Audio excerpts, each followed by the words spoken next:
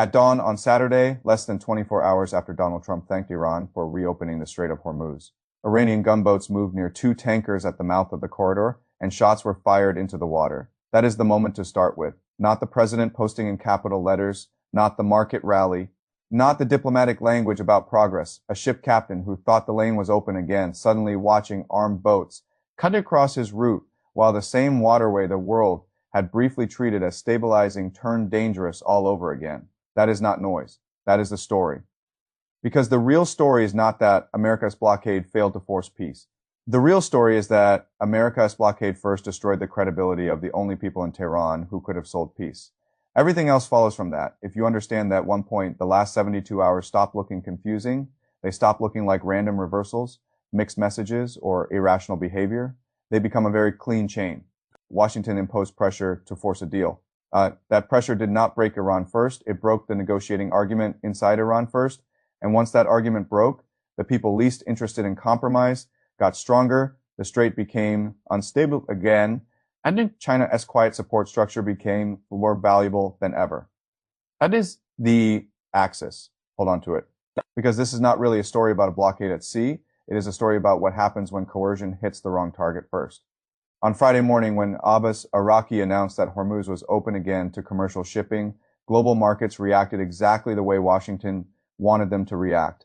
Oil dropped, stocks jumped, traders priced in de-escalation. Trump responded by writing "thank you" as if the pressure campaign had finally bent Tehran in the direction he wanted. But that moment carried a hidden weakness. If a ceasefire is real, if a diplomatic track is still alive, if talks are still producing some movement, then the people trying to keep that diplomacy alive need one thing more than anything else. They need to be able to tell their own system that talking to America produces something other than humiliation. That is the test. Not whether the market likes the headline, whether the diplomatic faction can survive the next internal argument. Before the blockade, Arachi and the men around him still had a case to make. Their case was not that America was trustworthy. It was not that Washington had become generous. It was simply that the alternative was worse, and that there was still enough movement in the ceasefire and Pakistan channel to justify staying in the room. In a system like Iran, that matters enormously. The diplomats do not need to win a philosophical debate. They only need to keep proving that engagement is still buying time, still reducing pressure, still holding off the next military phase, still producing some practical result that the hard men cannot dismiss. The blockade shattered that case. That is why I said from the beginning that the blockade would not produce peace. It would dash the peace deal. Not because blockades are always useless, because this blockade landed in exactly the wrong place in the political sequence. It arrived when the one thing Washington most needed was not more force on paper, but more credibility in the hands of the Iranian officials who were still trying to argue for a deal. Instead, America handed the Revolutionary Guard a weapon, not a missile, an argument. And arguments are often more important than missiles inside political systems under siege.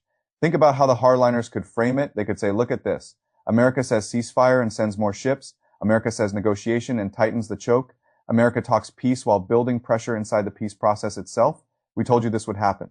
We told you every concession would be treated as weakness. We told you diplomacy would only create the platform for the next American demand that is devastating material in Tehran. It does not have to be perfectly fair. It only has to be politically usable. And that is why the last few days looked like two different Irans speaking at once. One Iran was Araki opening the strait, trying to create room, trying to preserve a diplomatic line before the ceasefire deadline.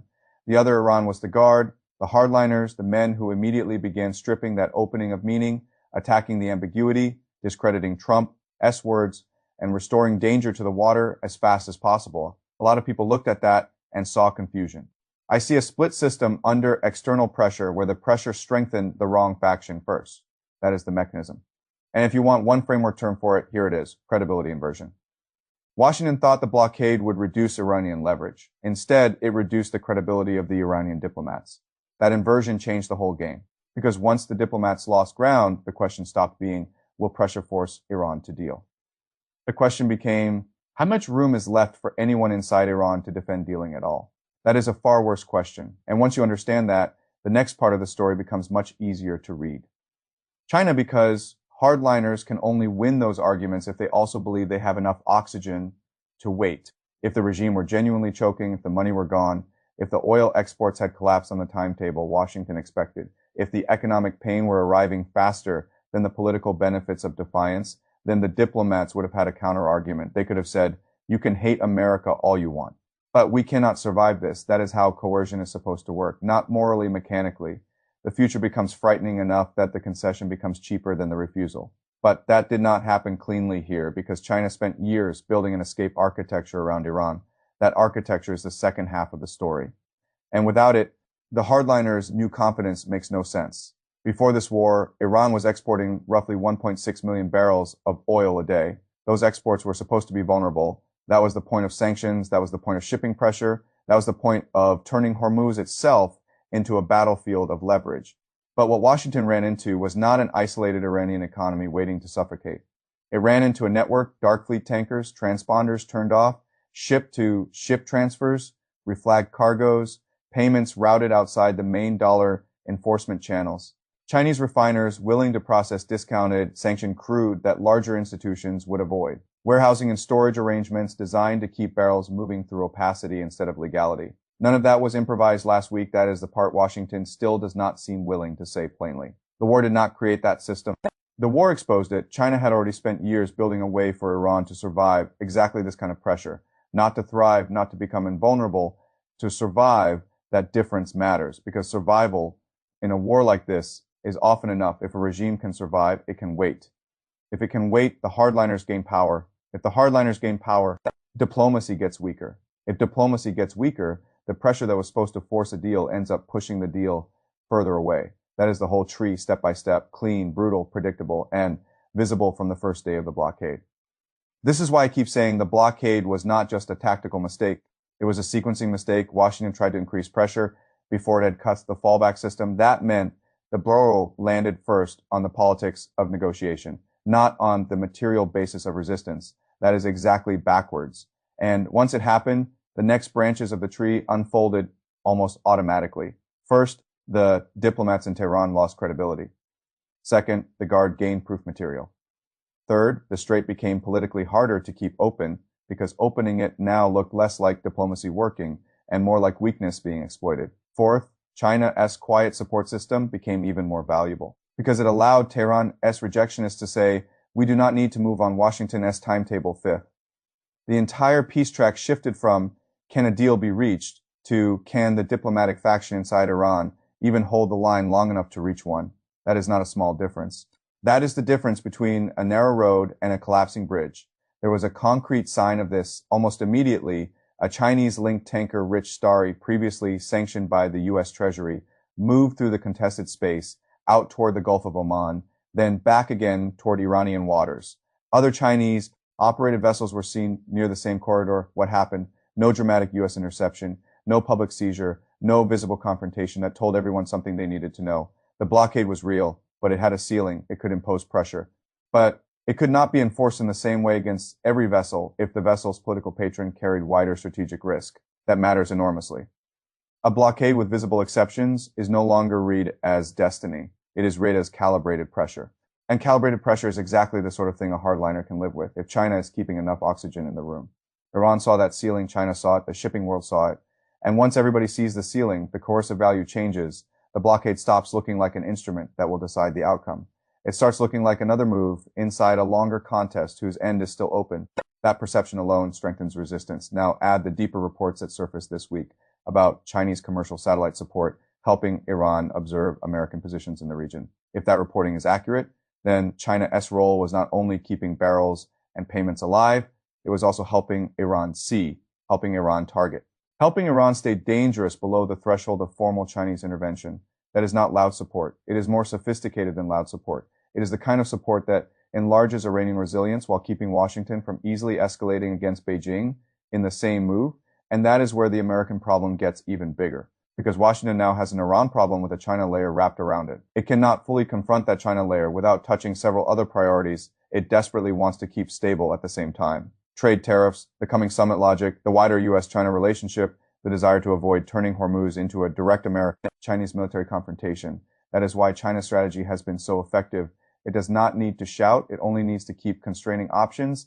That is how serious powers often win position, not with a dramatic entrance, with a quiet ladder built rung by rung while everyone else is watching the explosions. China bought oil. China softened sanctions. China helped create logistics opacity. China preserved Iranian revenue. China complicated blockade enforcement. China raised the cost of broadening the conflict, and because it had done all of that before the blockade arrived, Washington's escalation hit Tehran's diplomatic politics faster than it hit Tehran's survival capacity. That is the central failure, and it is why the last 72 hours looked so unstable. One faction in Iran wants enough calm to negotiate. The other wants to keep proving that America cannot be trusted.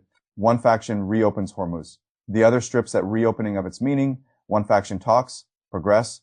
The other puts danger back into the water. This is not random whiplash. It is what happens when coercion produces a credibility inversion. Inside a split regime, if the blockade had truly shut down Iran's oxygen, Iraqi could have gone to the internal skeptics and said, whatever you think of America, we have no real choice. But he could not say that convincingly because China's support structure was still there, the oil was still moving, and the visible ceiling on enforcement was already obvious. That is why the diplomats got weaker instead of stronger. And once that happened, the next choices all got worse. Look at the path tree. Now, the first path is a narrow deal that would require the diplomatic faction in Tehran to recover enough authority to sell compromise as survival rather than surrender. That path still exists, but the blockade made it narrower than it was. The second path is a ceasefire extension without a real settlement. That is the likeliest path if you judge by behavior rather than slogans. Public threats stay maximal, private channels stay barely open. Nobody has what they need for peace, but nobody wants immediate resumption either.